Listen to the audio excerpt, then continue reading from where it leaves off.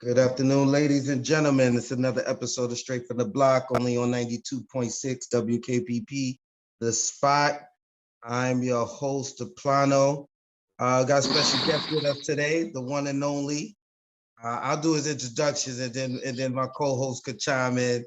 You know, the one and only, I call her Obi-Wan, Bowtie Ben, the man behind the station, the one and only Ben Pry is with us today, ladies and gentlemen. What's good with y'all? And then my co-host, holla at him real quick. You already know, man. It's Aston Martin, aka Mr. Martin, man. We here. Let's get it. So you know, we're gonna have a little fun today. I don't even want to talk playoffs right now, but I'm assuming we'll get to that. You know, it's not a good day for Knicks fans, you know, but I thought we have a little bit of fun with a couple of different topics, a little something different. Let's talk, but keep it NBA. So let's talk about what y'all think is the most underrated players in their positions in the NBA right now.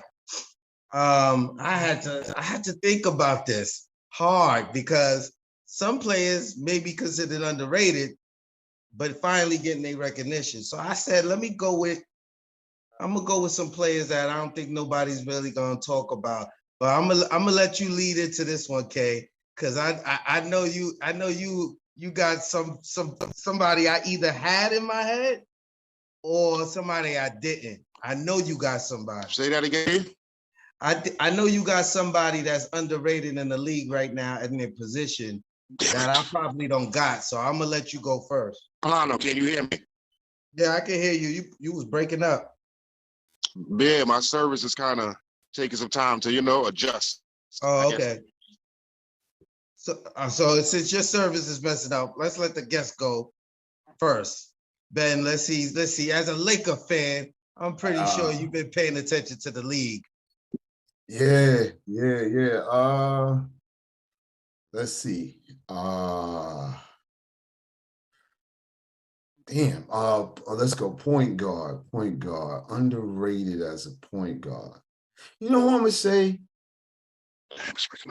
Everybody gives mad slack to his kid, Kyle Lowry. I think he's underrated as a point guard because he runs a team really well. He doesn't do anything spectacular. There's nothing that's gonna be like jaw dropping or eye popping, but he keeps it flowing whenever his fat ass ain't hurt. He keeps the team going. I think that skill is underrated with him. I think he's past his prime. That's what it is. It not only is the injuries, but like if we talking old Kyle Lowry, if we talking like 4 or 5 years ago, but then at that time, was he really underrated? I think people really recognized. He wasn't putting that top tier point guard thing. He might have been in that second and third tier, but he was getting buckets. I think he was slightly underrated. I can agree with that. He might have definitely been underrated. So who's your shooting guard? Kyle Lowry's toughness, man. What'd he say? No, what you say, Kay? He breaking up. All right, we'll get back. I said Lowry's toughness. When you watch him play, you realize how many charges he takes and how many great defensive. Just being in the right. Kyle Lowry was very good, very underrated. I agree with that. Okay, two guard.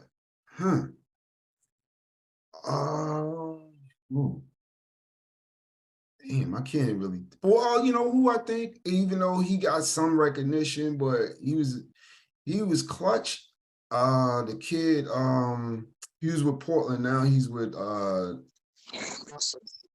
McCullough, I think is his name. CJ McCullough. CJ McCullough. Yo, that when Dame used to get hurt, this kid carried that team on his back. Then now he's over with the Pelicans. And it's all about Zion and it's all about Brandon Ingram. But that kid get buckets. I think so too. I don't know what was it about him this year though. He wasn't the CJ I'm used to this year.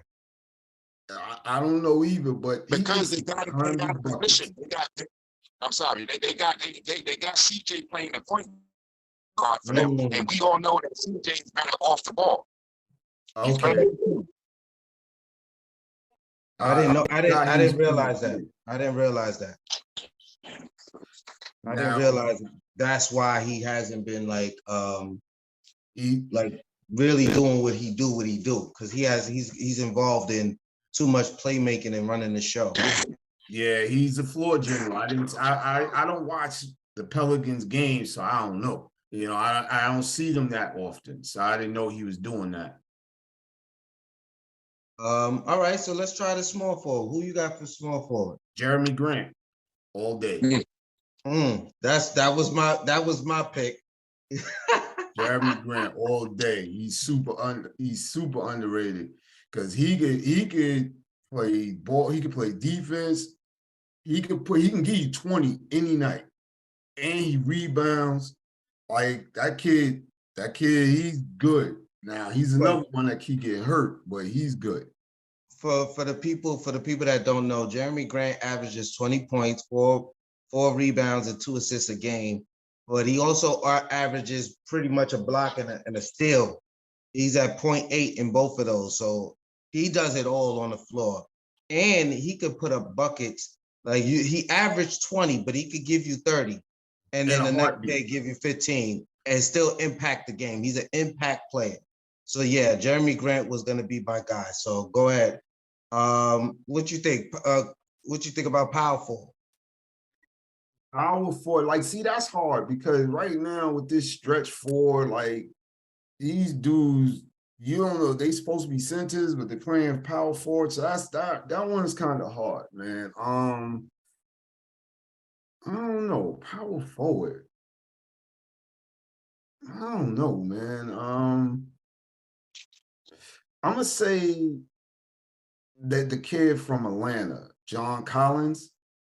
Okay. That kid balls out, but because you got the Trae Youngs and what's his name, Devontae Murray or whatever his name is, that's over there, you don't really he doesn't get a lot of recognition for the little dirty things he does, all the rebounding and trying to block shots and his defense and all of that kind of stuff. So he does a lot of the little integral things that people don't even want to do. And it goes unnoticed because he's in a shit team in Atlanta. 1 minute they good, next minute they not. And he's just not in the right system in my opinion. Yeah, I think he needs to get out of there too. I don't know. I think I've seen a healthy decline in his production. Every year he's been in Atlanta, he hasn't gotten better, but I think that environment is not conducive to his skill set as well. Exactly. Him and Trae Young don't really get along. He wanted to get out of there this year, but then when they brought in DeJounte Murray, he decided to stay. But they was looking to trade him because like both of y'all just said, he hasn't been doing what he was supposed to be doing up there. He got a contract and everything, but him and Trae don't seem to have that chemistry. DeJounte Murray was supposed to be an added element to see that, if they could get him more shot attempts and more consistency. But that didn't happen, obviously. So I don't think he'll be in Atlanta next year, but we'll see. Now, before we go on to the sender, what y'all think about that whole thing with Dylan Brooks? And I'm like, yo, we not bringing him back, period. Well, his agent came out and said that that's false. Oh, okay. I didn't see that. But if it was true, if you've listened to this show, ladies and gentlemen, I am absolutely positively not surprised at all. I think he's the reason why they lost the series. That's just my opinion. That's just my opinion.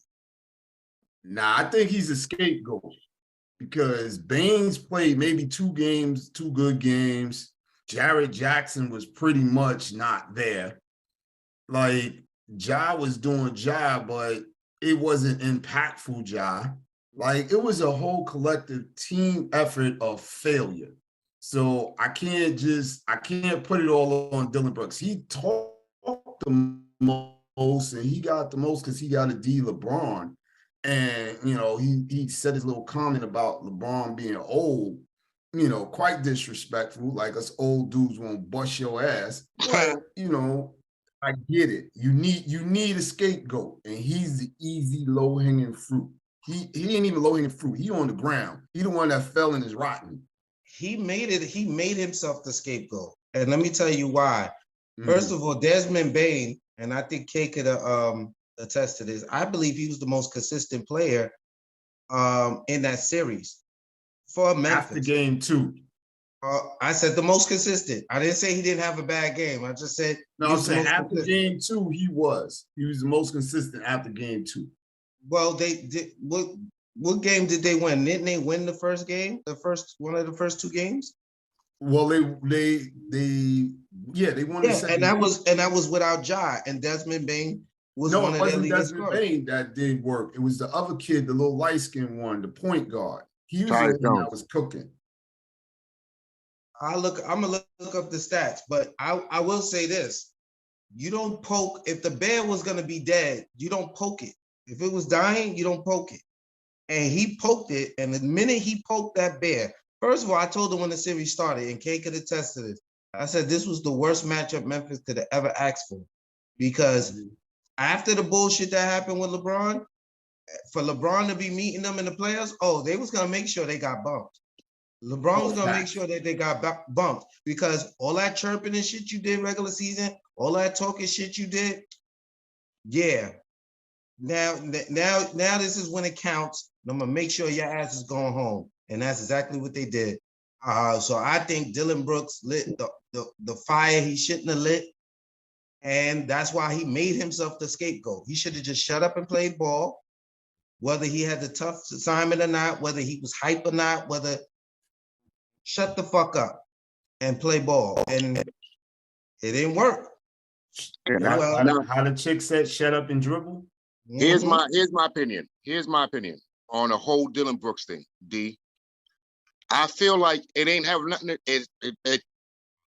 I don't feel like the playoff exit has as much to do with them not bringing him back as you're leading on to. I don't think it's all about LeBron James. I think it's all about, we got to remember, and like I was saying this before, Dillon Brooks has been this player ever since he's been in the league. LeBron James is not the only one he poked. He has real beef with Donovan Mitchell.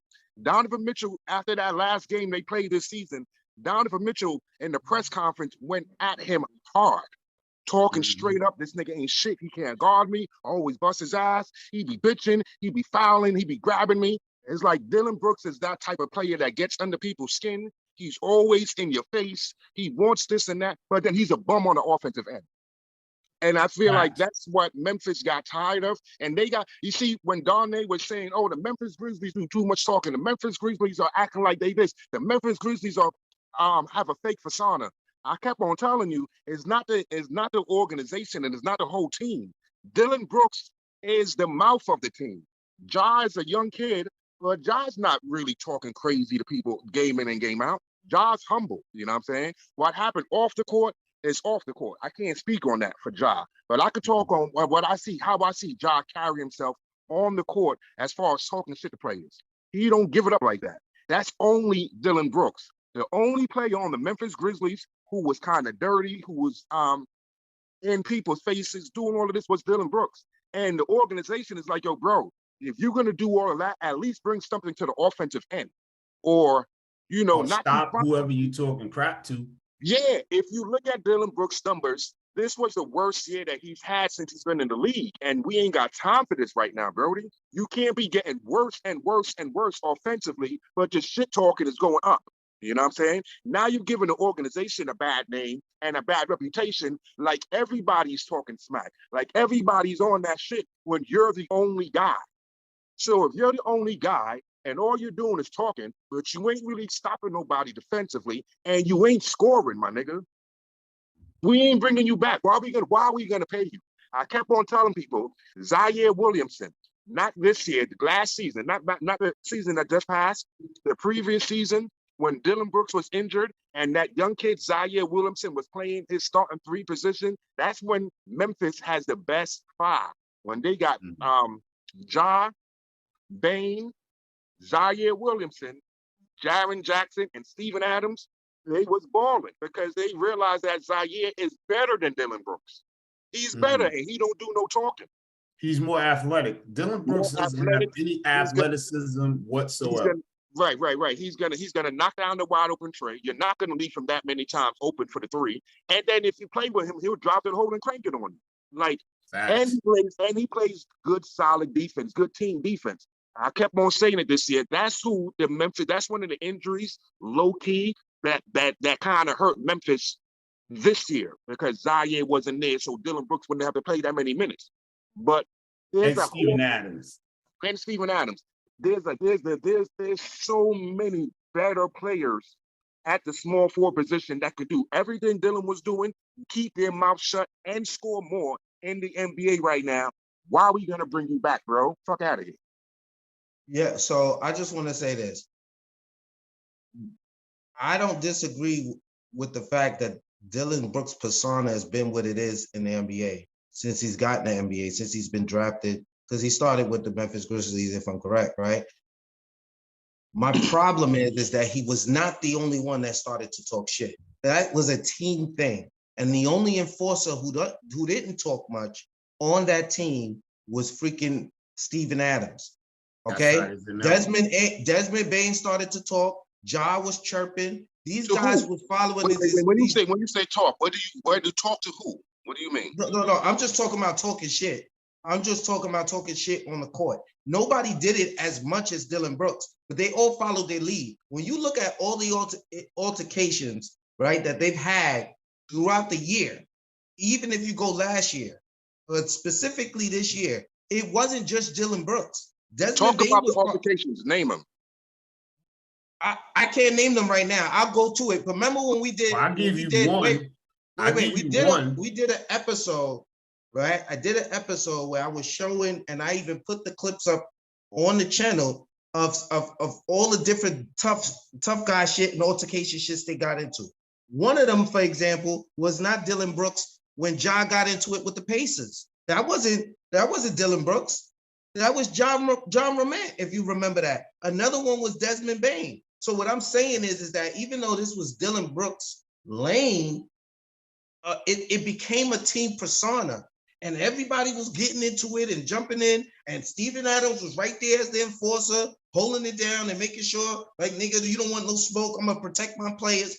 My issue is that started to become the identity of the team, when it's really, based to your point, is really Dylan Brooks. But I think everybody tried to adapt it, and then they knew, and I think they smartened up, meaning the rest of the team smartened up and shut their mouth come playoff time. And because I didn't see no chirping from Desmond Bain. I didn't see John talking crazy.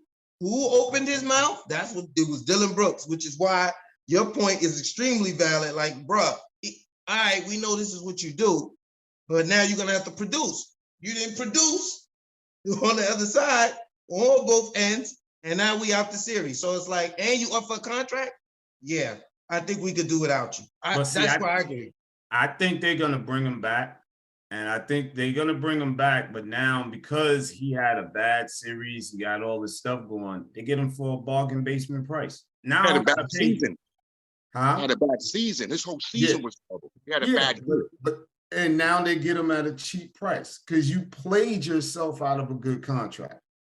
So, and you talked yourself out of a good contract. So I think they're going to bring him back. It's just they're going to bring him back for peanuts. I don't think so. I think he's light-skinned, and you see how light-skinned he is and how he dresses. He thinks he's that nigga. That nigga comes to the arena with his chest out, with his chains, his hair out. Like, in his mind, he believes he's that nigga, and he earned some money. I think he really thinks he's that good, that dude. But for you to poke LeBron, you really feel like you're that dude. So but you're supposed to feel like that. I don't think he's taking shorts. I think his light-skinnedism is going to have him some money that he don't deserve. And you're gonna be a bench player somewhere. We'll see. He is. But I think you're supposed to feel like you're that guy at your position, and I don't care what you did. I'm here now. I'm doing what I do. Now, whether you talk about it all the time like he does is something different. But to have that feel like because how many people are in the NBA right now? Was it 320 something dudes in the whole NBA? How many dudes want to be in the NBA? How many dudes in the G League and all these other leagues that want to be in the NBA? So he's in the NBA. I'm poking my chest out too. I'm not talking as much as he's talking if I'm not skilled, but I'm going to poke my chest out. Yeah, I made it. I'm actually starting. I'm that guy. I would Listen, I think anybody should feel confident in whatever it is they do, especially if you made it professional. I think the time you're supposed to talk the most shit is after you smoke somebody's boots, right? You're supposed to smoke someone's boots and then be like, yeah, nigga, yeah, I gave you 35. You only had 15. But you ain't supposed to be talking no shit and you ain't did nothing. That's what I don't care how confident you is. Listen, I'm the type, okay, we old school.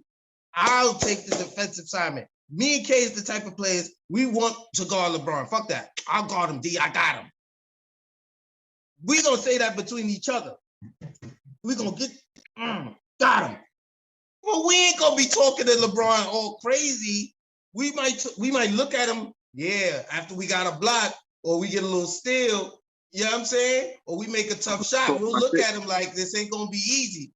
And then when the game is over, that nigga only got 15 points. Yeah, you gonna remember me, nigga. Now we gonna talk crazy. But you ain't gonna talk crazy in the middle of the game. And then he gonna see you that next game. Oh, he gonna cook you. All I'm saying is reserve that. Don't light a fire because you already know how this goes. Once a nigga start talking shit, it don't matter if it's spades, ball, football. Facts. A nigga start talking shit, that shit light a fire. You like, oh, really? All right. Facts. All right. That should change up everything. Well, we got a way off topic. Let's get to your center. Let's get to your center. Yo, so where was I? Center, you up to the center position. Or center? Center. Who did I say at power forward? I forget. It was John Collins. Yeah, okay. It was John Collins. Center. Jesus. I don't really have one that's underrated because these centers aren't really centers no more. They kind of, most of them is trash. You know what? Because I have to pick one, I'm going to say Ayton, DeAndre Ayton. He's bum juice, but I ain't going to say that. Go ahead. That's your pick. Before Chris Paul got there, this perennial all-star passing point guard, he was doing better. When it was just him and D-Book, he was doing great. And that's why he got the contract. Then Chris Paul gets there, and now the ball is not going to either Book or Ayton. Now the ball is just going everywhere. Everybody's getting to touch it. And now he's looking crazy. And I think his confidence is shot, but I think he's slightly underrated. I think if you made him the number 2 option and built him back up, he would bust a lot of these dudes' butts.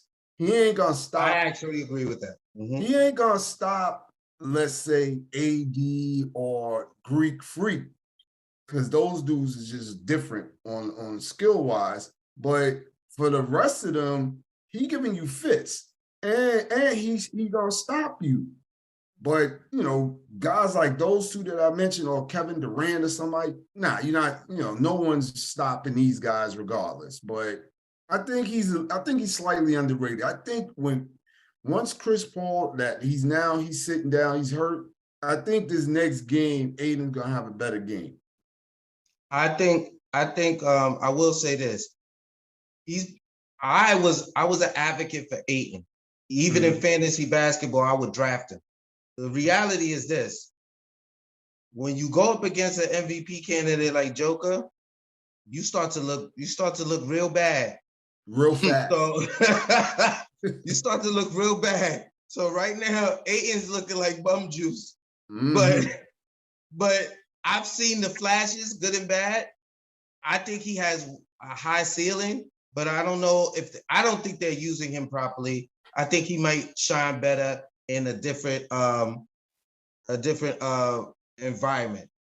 So Kay, since we went through Ben's 5, let's go through your 5. You start with your point guard, brother. Now I'm gonna start with my center. Let's All go. right, He start with your started from the center. point to the. I'm gonna go from the center down. I'm gonna start with Valanciunas as my center. Good one. I'm starting with Valanciunas as my center. I like Valanciunas because you don't realize that he gets you this double-double night in and night out. You don't realize that he's not a three-point shooting center that's going to go out there, which he don't need to be there. He needs to be in the mid-range and score from the mid-range back to the basket. He plays solid defense, and you just don't realize how good he really is and how consistent he is. That's my thing with him. He's consistent.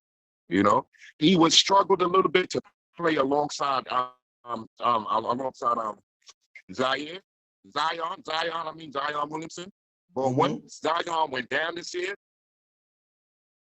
Valanciunas does. Like, he just night in and night out. He just does that. And with the center position being damn near obsolete right now, he's one of the more consistent centers that's going to give you a double-double night in and night out.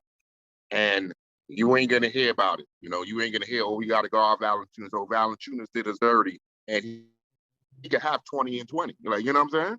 I'll go with Valanciunas for mine. The power forward is a little bit difficult.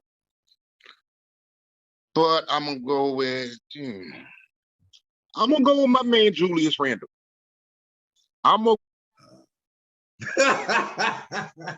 Back up away from the camera. Go with Julius Randle. Why? A lot of people don't give him the credit that he deserves. A lot of people don't give Julius Randle the credit that he deserves. He's the only player that came over to New York from another team and had a little status to himself. He got the right coach underneath. Oh, his first year thing, he got the most improved player. They went to the playoffs. Last year, he fell off. This year, he gets a point guard. They right back in the playoffs. But I really feel like it's all about Julius. I feel Julius Randle is a powerful forward. He stretches the floor. He grabs as a power forward. He still rebounds and plays big. He falls in love with a three-point shot a little bit too much. He can be more man. Child to me, like when I really saw Davis, he was a man child. He would body you in the paint and step outside and had the handles too. You know what I'm saying? But funny thing, I don't mean to cut you off. I think Knicks fans don't appreciate Julius Randle. I'm gonna say Julius Randle is my underrated power forward. You know? Funny thing, where I small go to forwards. Smoke at. Hold on for 1 second. Small forwards, to be honest with you, when it comes to underrated. Can y'all hear me? Am I still going? Or am I frozen? You frozen. Step away from the screen a little bit, just a little bit. I think that's where you're going in and out. Damn, did they lose me? Yeah, I got you. We got you now. We got you. You got me. What's the last thing you heard? You heard my Julius Randle segment? Yeah, we heard you with Julius Randle. Ben wanted to talk. He wanted to respond to you about Julius, though. Okay, I seen him do this, but then it paused. So I was like, let me stop talking. Like, you know. Nah, like I totally agree with you on this, though, right? I was just arguing with people at my cigar spot that they feel like they could win this series without Julius Randle. They would be better off without him. But how do you, even though he makes some bonehead plays, how do you replace 25-12? 25-12 and 6, I think it is. You don't replace that with Obi? Is that what y'all don't replace it with? Obi? Like, he's super underrated. Like, people don't like him because they feel like he think he's a LeBron, he think he's this, but he's giving you 25 and 12. Like, what more did this dude got to do? And then he's the dog on the defensive end. You just ain't gonna push him around and sun him. Yeah, but he ain't that good on the defensive end. Like, we your man Robinson helps him out a lot when this man blow by him. Like, yes, comes and erases a lot of things. So this is true. And Thibodeau's that, you know what I'm saying? Yeah, but we're not gonna make him into the defensive guy. We're gonna stay on offense for right now.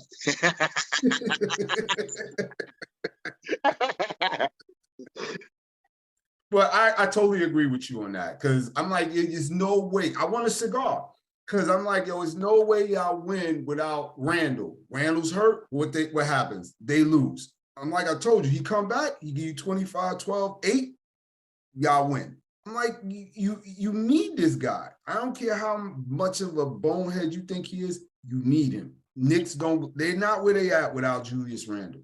I think because we live in New York, Ben, and we got so many Knicks fans, unappreciative Knicks fans, we really feel like he's like, you know what I'm saying? Because we live in New York, but they don't. New York Knicks fans don't really fuck with Randle, and it's crazy. I can't name 3 Knicks fans that all the way love Julius Randle. All of them got something bad to say about him.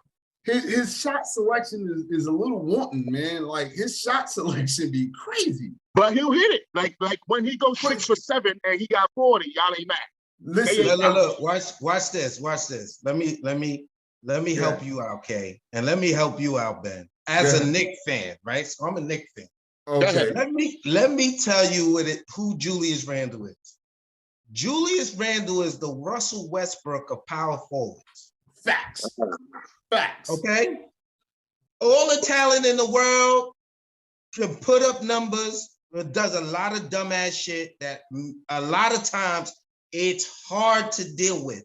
When it comes to Julius Randle as a Knicks fan, and I'm going to say this again, as a Knicks fan, I can't speak to OKC fans. I can't speak to Houston fans. I can't speak to Clipper fans. As a Knicks fan, right?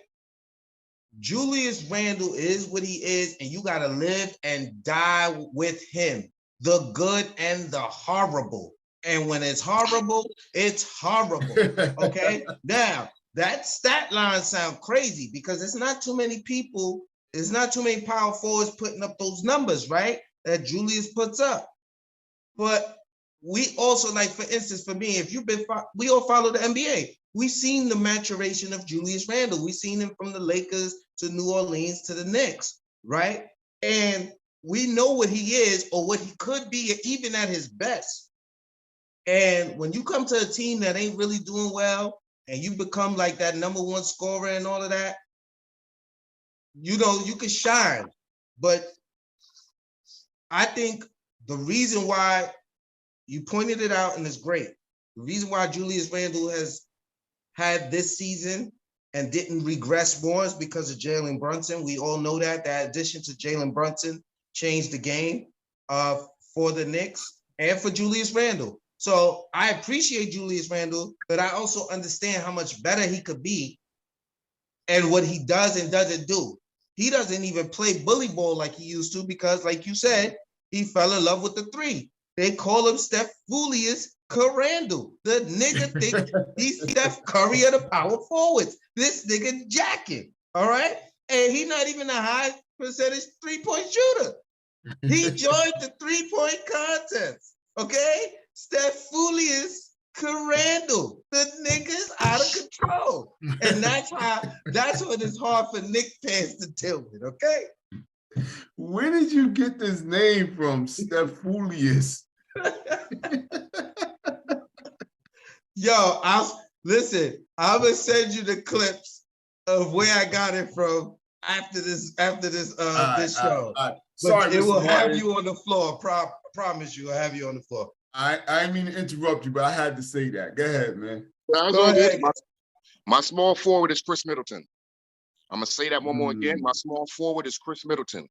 People don't realize. I realize what a dynamic scorer and killer he was the year the Bucks won the chip, and he was the closer. He was the closer. That was the big difference that Budenholzer did. In the last 2 minutes of the game is not Giannis time because Giannis doesn't have the moves. He can't shoot and he can't hit free throws. In the last 2 minutes of the game, we're going to Chris Middleton. And that brother right there absolutely answered the bell and balled out. This year, when he was not even healthy, he was still giving them 30 in the playoffs. Like if you check the games when Giannis ain't played, it was a quiet 30, a quiet 27. It's like when this man plays 82 games, or like when he's all the way 100, and him and Giannis is together, they're a problem. And He's the problem. Like, he's the problem. He's the skill set. He has the clutch gene. Like, he showed me in that playoff run, not just in the finals, but in that whole playoff run. Chris Middleton showed me that he has evolved to one of them dudes. Clutch, doesn't matter. I'm that dude. I'll make the shot. I'll take the shot. I'll cross this nigga in his face. Last second, it doesn't matter. I got this. I give him all the credit. I give him credit. I don't know how many All-Star games he's made, but I give that to Chris Middleton. He reminds me of the kid Red that used to play there as a shooting guard. Michael Redd, like Michael Redd. Michael Redd was serious. Redd was sick. You remind me of Michael Redd. That's a good one right there. Michael Redd was the truth. Yes, he was. All right, so your shooting guard. What's your shooting guard? There's a few of them. There's a few underappreciated shooting guards. Like, I don't know which one I really want to go with, because there's so many underappreciated two guards right now inside the league. Let me come back to that one. Let me come back to that one. So go to your point guard. Is it? I got to keep talking about this kid, because the kid just impresses me so much. I didn't know about him coming into the league when everyone said the Knicks should have drafted him, but they got Obi instead. You know what I'm saying? Tyrese Halliburton. Yeah, that kid is serious. Halliburton, when he was on Sacramento playing alongside De'Aaron Fox, I still seen like, yo, this kid is nice. Like, he's really nice. And then when he went to Indiana this year and you really got a chance to see him for 82 games, how he gives it up and how it's like he can score whenever he wants to. Like, if you watch him, his game is so smooth. It's like, I can score whenever I want, but my job is to set the team up and get everybody in the right spots and the right places first. But if you play with me, I'm going to give you 40. And I'm still going to have 9 assists with my 40. But I'd rather just do 27 and 15 assists. But if you play with me, I'm going to give you 40 and 9 tonight.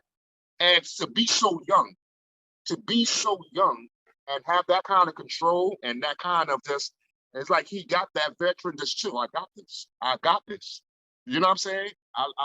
I like Tyrese Halliburton so much. He gets praised, but he's not enough if you ask me. Like, this kid is that kid is truth. And he's so young. Man, that's why I'm surprised by him, because he's so young. But that kid is the truth for me as a point guard. And damn, at the 2 guard. Damn.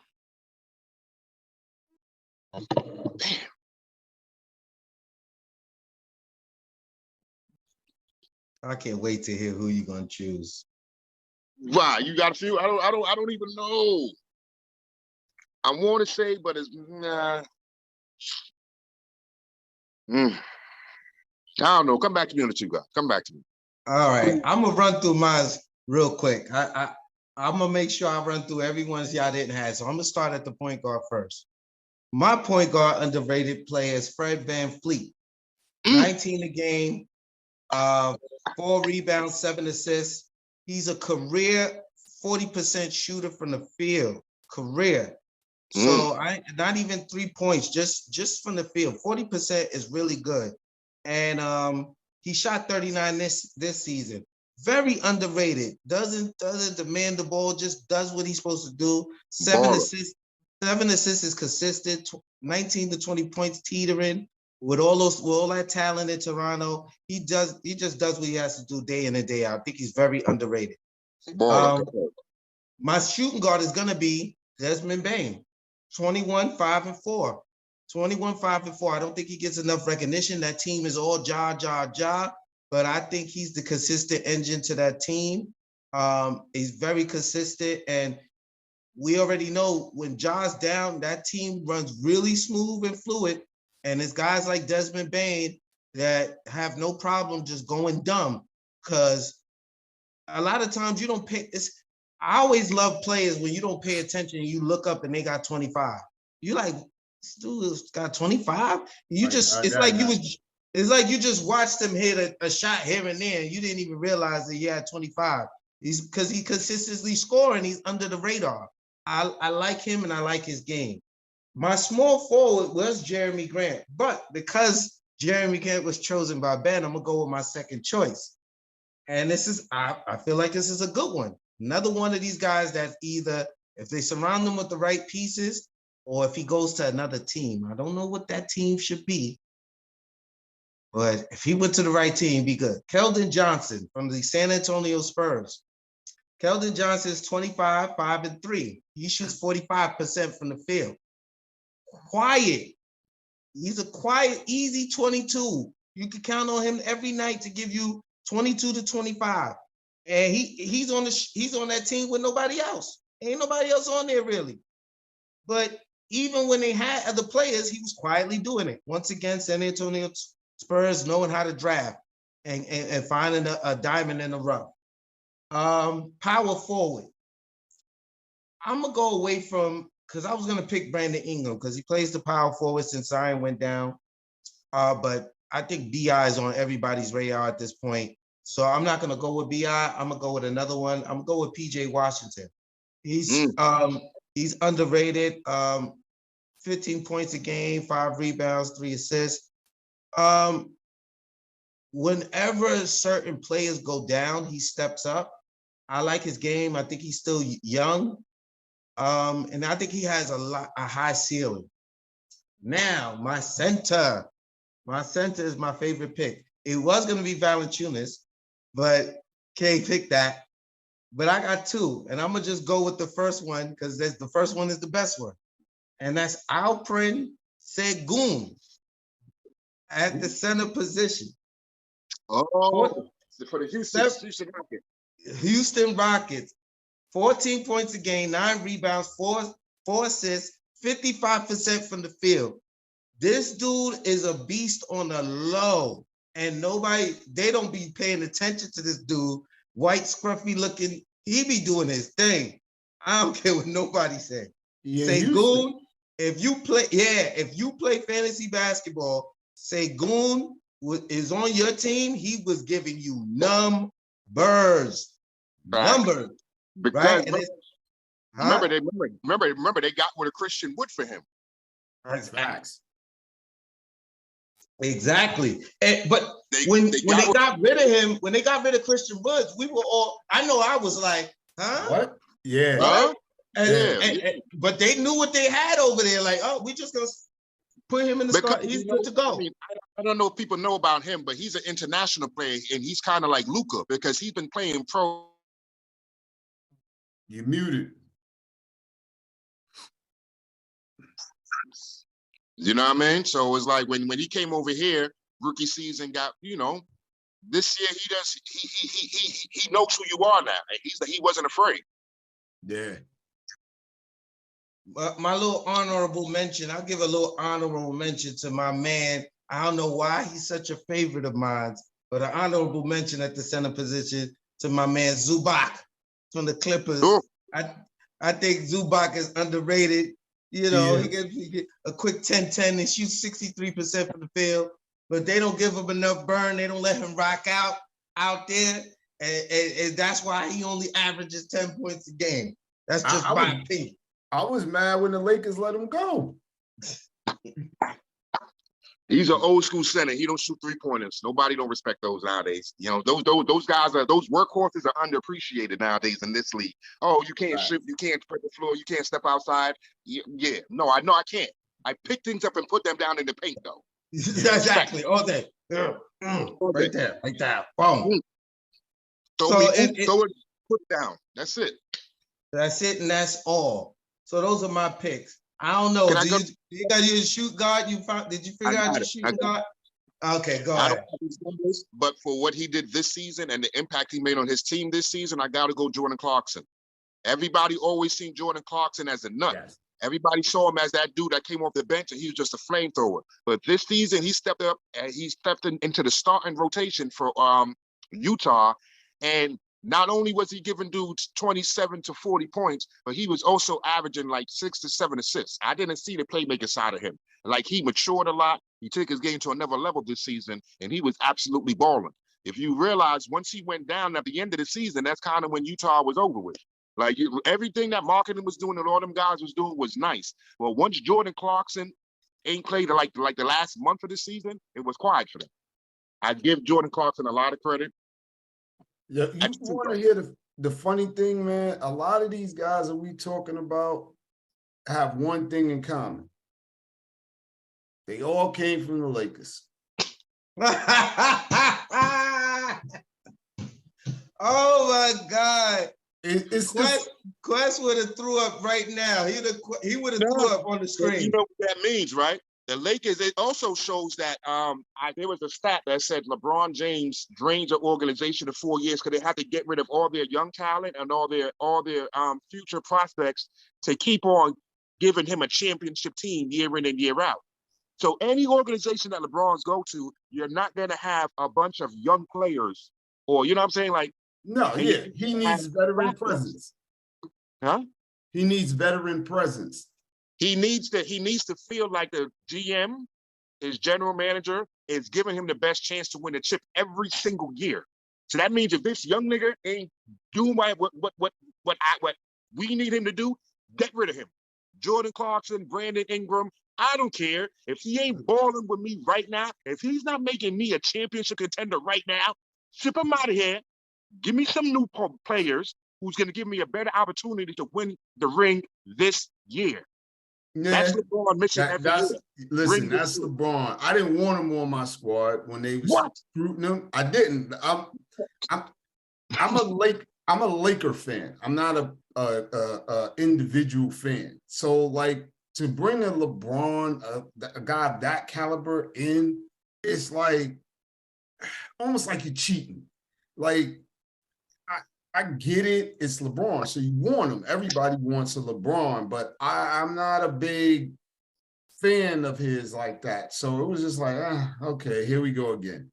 But he got AD for us. I wish he wouldn't have got Russ, but he got AD for us. And, we won the bubble chip, which, slight asterisk on it for me, but it's still a chip.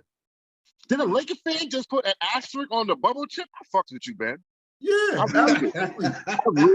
really do. A Laker fan just put an asterisk on the bubble, man.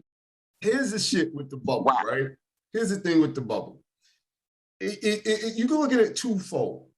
So now you're in an environment where it's just mano y mano, no fans cheering you on, no nothing. You just balling out. Who got the better team at this particular moment?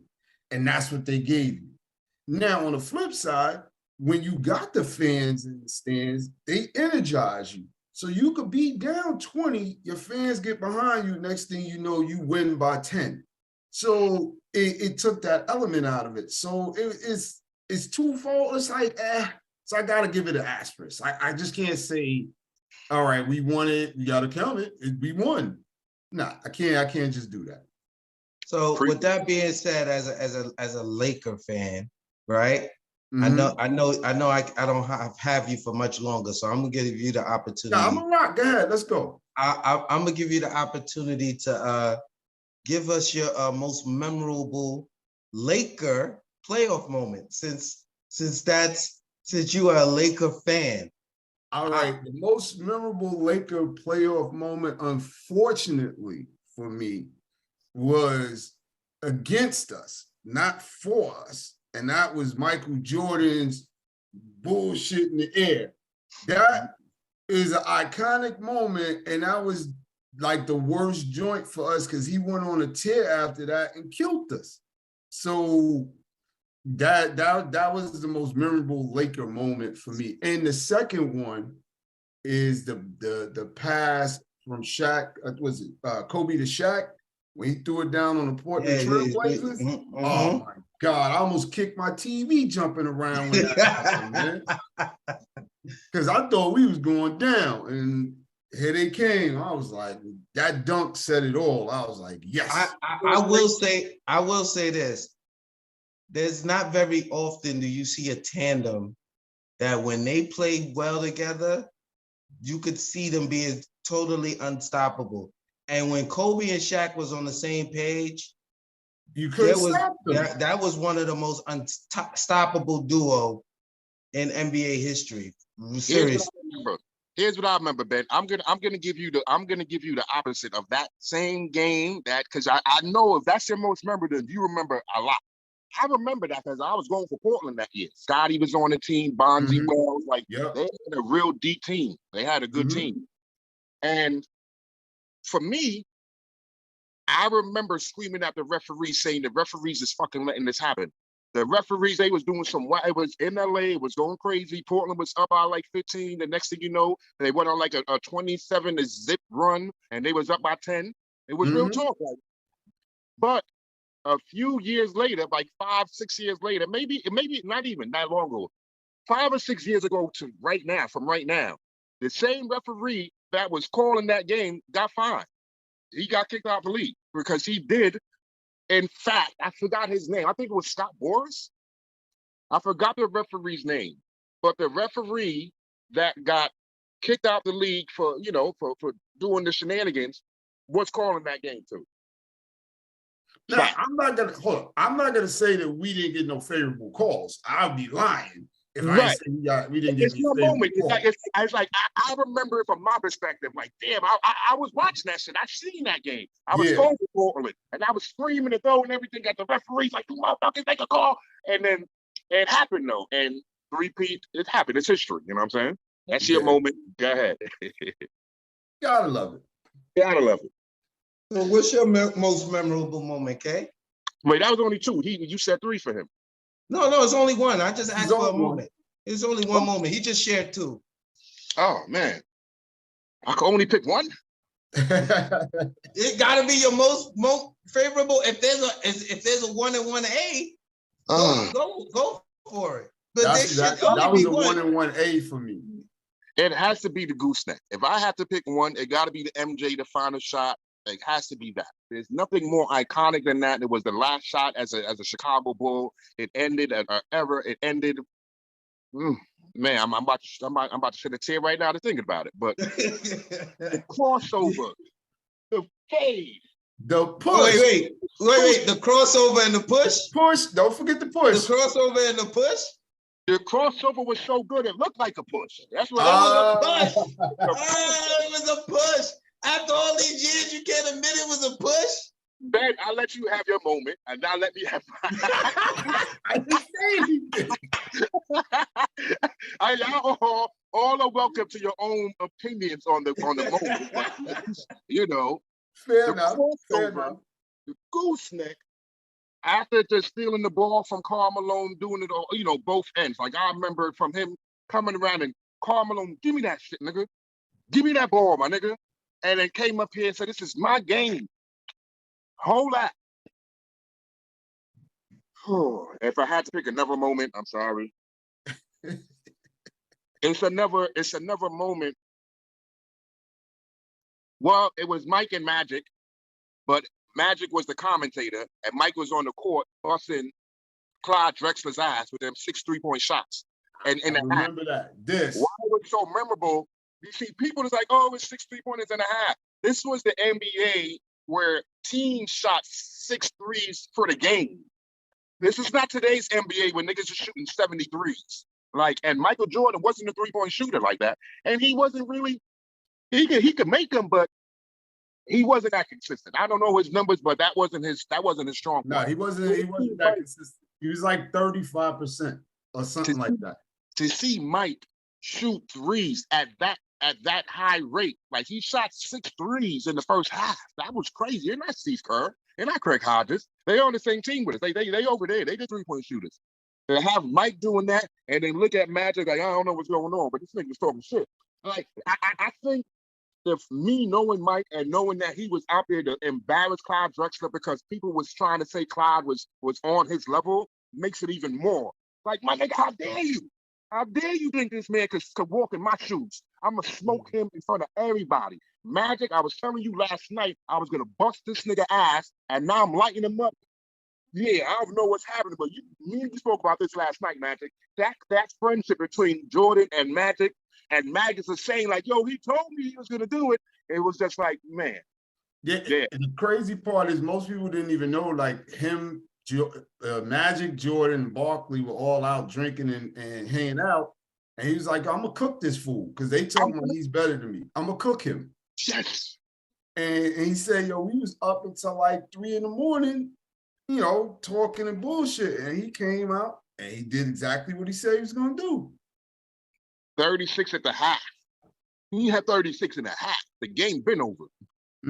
This fool's gonna guard me. Heard you. Mike was different, and to hear the stories and what was going on behind the scenes, it talks to how different he really was.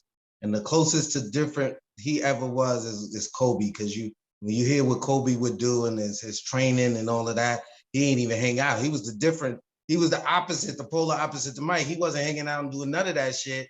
He was practicing all the fucking time and still had the energy to go out and go crazy in the game. My memorable moments is simple because it happened back to back. So it's game 6, NBA Finals, the Knicks versus the Houston Rockets, and my man John Starks was on fire. And you could not tell me he was not about to win this game. And freaking Hakeem Olajuwon blocked his 3-point shot to end the fucking game. That was going in. I don't care what nobody tell me. My man John Starks was in fuego. He was gonna bring it home for the Knicks. And then game 7, to watch him go 2 for 19 was the most heartbreaking shit to watch as a Knicks fan. It was like I felt like the trainer versus the Apollo Creed Drago fight. He's like, throw in the towel. Like I felt like that. I was like, Pat Riley, some about put Hubert in, man. Put Hubert in. Like Pat Riley just refused to do this shit. And then by the time he did it, it was too late. It was like Starks did not have it. But I was just hoping he was going to hit at least 2 or more of those threes. Out of the 19 shots he took, just hit 2 more. 2 more, man. Hey, the Plano.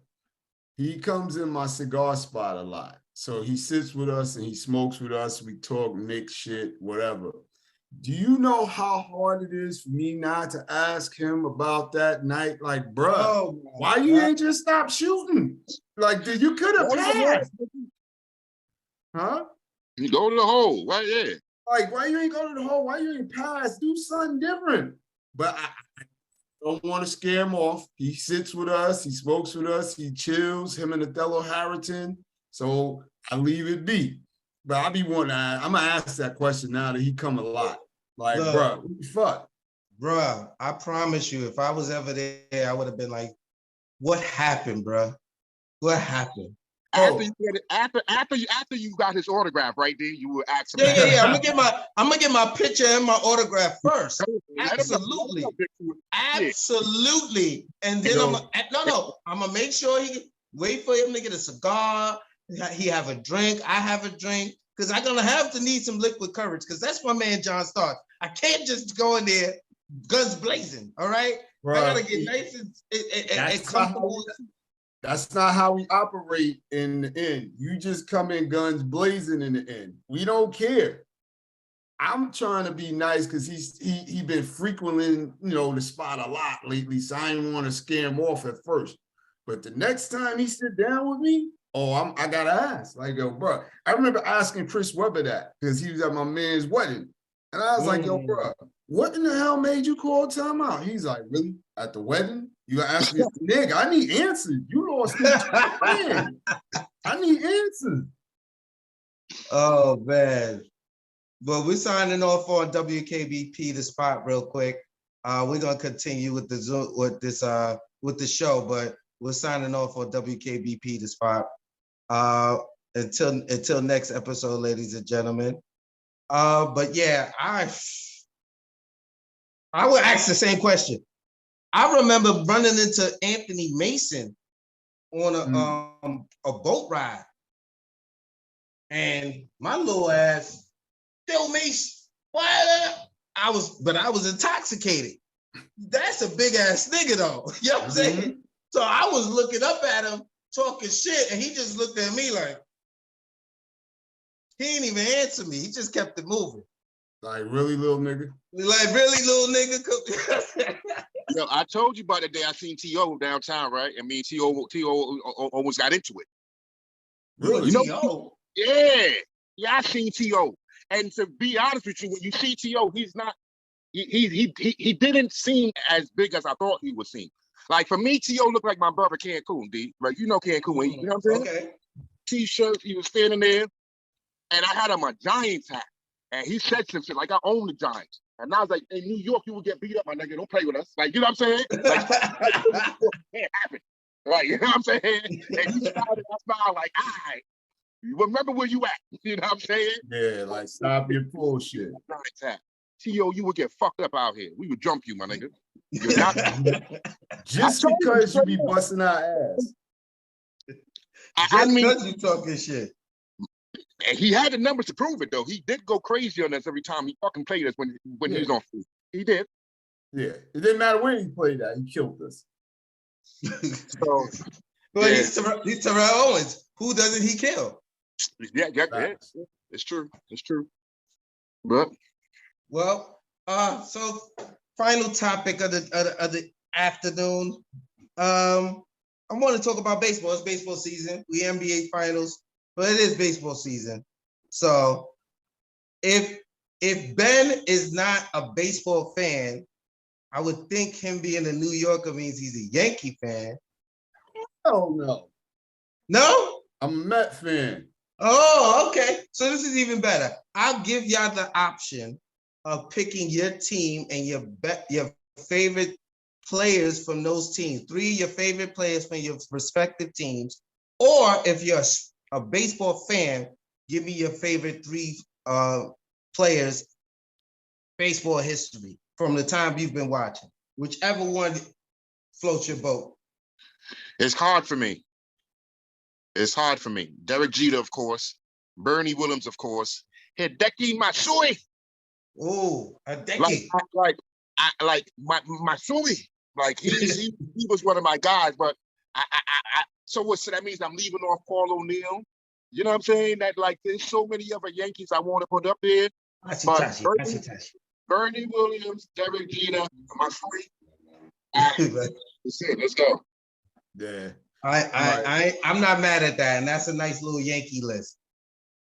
For me, it's got to be Darryl Strawberry, Doc Gooden, and what is his name? Little crazy white boy. Oh man, Lenny Dykstra. That was my guy. That little dude was coked up all the time. He'd run through a wall. He didn't care about nothing. That was my dude. Didn't all 3 of the players you just named was on coke though? Strawberry. Yes. All of them. All of them. He took the Coke boys for I can see they was my door number 1, Alex. Coke boys number 1. Hey, and then after that, let me see. If I move up, cause like he said, there's so many that I was rocking with, like David Wright. That was my guy. I like David Wright. He was great. He was good. I wasn't a big Piazza fan, but I got to say what about Mike Piazza? I wasn't a big fan of his. Like, I don't like the Dodgers. He came from the Dodgers. Like he was all right. Mo Vaughn. He let the hate affect how he felt about Piazza. I didn't like Mo Vaughn, fat ass. I hated Bobby Bonilla. I still hate him because he's still being paid.